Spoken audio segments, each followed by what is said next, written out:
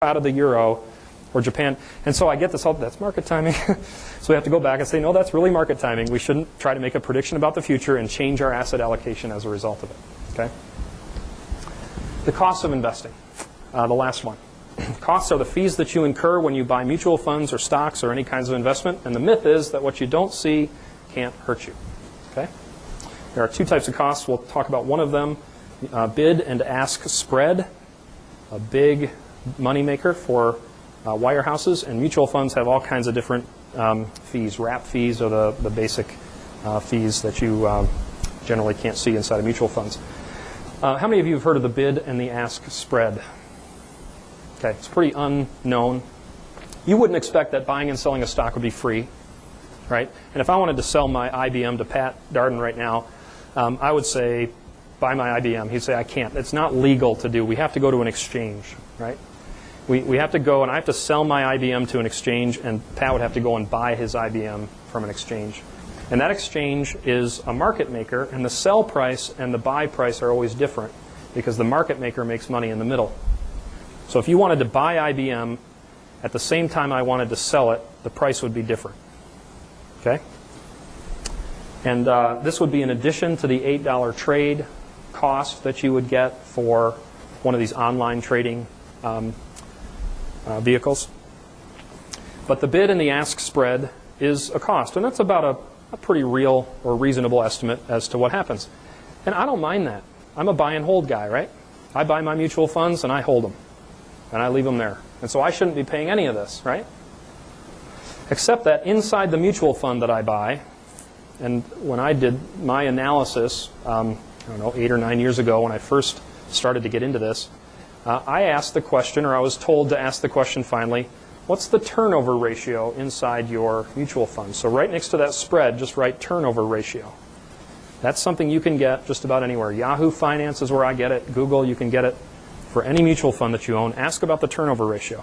Should be under 15% if it's an index fund, maybe 20. A 20% turnover ratio means that you're buying and selling very little inside that mutual fund. In other words, the mutual fund's not costing you much. But there are about 3 ways that turnover costs you money. The first is the bid and the ask spread. It's just a dollar amount that comes away. The saddest day on Wall Street, when I'm driving home at 5 o'clock, they'll say something like this. There's high trading volume. Some odd billions of shares were traded today, and the Dow didn't move. Who lost in that day? You did. No more value in your fund than when the day started, but lots of turnover.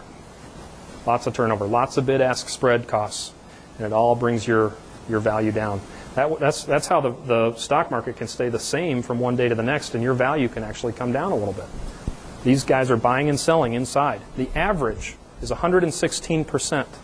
If there is 300 stocks owned inside of a mutual fund, about 328 to 400 trades are being made inside that fund. Now, there is no correlation that stock picking adds value to you. We just learned that, right? But who do we know it adds value to for sure? It's at least a conflict of interest.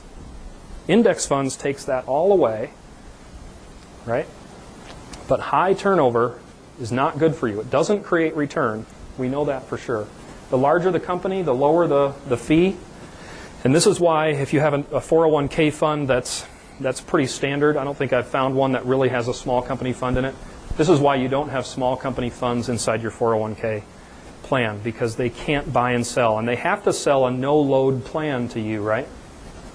They have to sell a plan where you don't have to pay a commission, because that's how 401k providers want it. So you're not paying a commission to get in. It's a no-load. They're going to make their money with your money once they have it. They're fine either way. I don't care.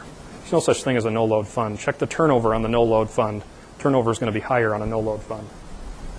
The key question under the new rules of the game, Charlie Ellis asks again, is this. How much better does an actively trading mutual fund manager need to be to just simply justify the cost of their existence? So some say 4 or 5%. Now, we saw when they beat the S&P 500 by 7-8%. It's pretty good. They're getting close to what they need to do in order to actually add value, right, on the actively traded side. So far, we've talked about the myths. Stock selection, track record investing, market timing, and the cost of investing. And I am not going to leave you here. We're going to talk to you about the truth and how you can actually let Wall Street out the door and all of their practices and do this right. So the story of investing is free market portfolio theory. All right, so now we're going to look to page 10 to keep you going. What is free market portfolio theory? It's an investment portfolio theory that is grounded in 50 plus years of academic research, and it's a disciplined approach to investing. My clients are going to double the number of people in this room in a few minutes because they understand that they need to be coached to remain disciplined. They can't take what's being thrown at them in the media and from whatever politician they happen to be listening to and remain disciplined long term and not make a panicked move or a greed move to something that has had a great return. This is a disciplined approach, and it's what I'm doing here. Component number 1 is more of a philosophy that we'll go through. Component 2 is a theory. Component 3 is the 3-factor model. And I'm just going to check the time now and again to make sure I'm doing okay. We're doing great. All right, so component 1 is free markets work. Here, by the way, Liz can send this to you sometime. These are all the people that we've been reading and that we follow. Eugene Fama's on there. Whenever he writes an article on his blog, it comes to me, and we read all this stuff. These are the academics who have been instrumental in kind of pioneering this. And there are 5 or 6 names that go along with each one of these names that are becoming important. Rex Sinquefield, his big deal right now is he's out of investing, and we heard him speak in Austin this past summer. He's trying to get Missouri to stop charging income tax. That's his big new thing. Because if he can get Missouri to stop charging income tax as a state, I think Missouri borders 7 states, and he said all 7 states will follow suit the second he does, or a sucking noise of companies will come rushing into Missouri, he says. And the way he talks about this is really fun. So he's in his early 60s, and he's getting really excited about free markets. He's one of the pioneers. Rex Sinquefield is the guy that finally gave us data on the U.S. stock market back to 1926. We didn't have it until 1972, until he got it. And really kind of exciting to meet him and talk with him and hear what he's doing now. But free markets work is a philosophy. And this is what it's saying, that in a free market at any point in time, the actual price of a security will be the best indication of its intrinsic value. 3-4 years ago, I got the question all the time, what do you think Ford is really worth? And I would say, what's its stock price? $2. It's got to be worth more than that. Well, was GM? GM's stock price was $2. Had you bought that, you'd have nothing. A pretty good indication of the value of that company was what it was trading for. And I would submit to you that maybe someone could have known Ford was going to be worth more. Maybe that would have been an inside trade, I don't know. But the fact is, from your standpoint and mine, the very best price we could use to try to value a company is its current market price. Information trades way too fast to look at anything else. But let's just assume for a minute that free markets did fail, okay? If free markets failed, then the market would fail to price goods and services appropriately. It would be possible for some individuals to identify in advance some of these mispricings. Those early identified mispricings would be able to contribute to knowledge of overvalued or undervalued markets. They could be forecasted, predicted, and taken advantage of for the purpose of increasing gains or mitigating losses. And if you believe this, you would use a traditional investment philosophy. If you believe this as an investor, you would follow a stock picker or take their track record as gold or try market timing yourself. Good luck. If free markets work, however, then based on supply and demand, the free market is the best determinant of prices. All available information is factored into the price today. Only new and unknowable information can change tomorrow's price.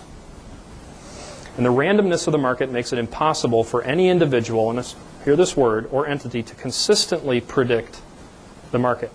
Now, if I didn't say consistently, someone could say, no, that guy over there just beat the market for 11 years or for 9 years. I'd say, good on ya, but man, I wish I'd have known it 11 years ago. We didn't get his fund with a track record until then. So there's anecdotal evidence that people can beat the market, but we don't get that information ahead of time. And if you have this view, you would utilize a free market investment strategy. Because we believe, first of all, beliefs dictate action. You need to know what I believe first. I believe free markets work. And so I'm going to capture returns of the market rather than try to beat it. We're going to utilize asset class or structured funds. We're going to diversify prudently. Okay, we're going to hit all those asset classes ahead of time. We're not going to try to figure out which ones to be in first. Identify your risk tolerance up front. Eliminate the traditional strategies. We're going to get Wall Street out of your pocket. And we're going to work with a coach that shares your belief. If beliefs collide, if free markets fail, then I would recommend that you pursue the traditional investment strategies that I explained earlier. Stay connected to all sources of financial information. Read every investment article you can possibly find. You'd hate to make a sale of Ford if you should have made a buy and missed that article that gave you that information. Work with a financial professional who shares your belief. Most do. Most believe that the 5-star fund, or that fund with a hot track record, is the way to go. So component 2 then, that's the theory, or the philosophy. Component 2 is the theory, modern portfolio theory. And Harry Markowitz in 1952 wrote the paper. Kind of like Galileo had prisms and mirrors, Harry Markowitz wrote the paper. And it took until 1990 for the computer to be strong enough and the data to be good enough to prove him right. And what they showed was that you could take the S&P 500, which over the last 38, 39 years has gained that 9.2 or 9.3% rate of return. Okay? And anyone coming in from outside, please feel free to keep walking in and join us. That you could get that return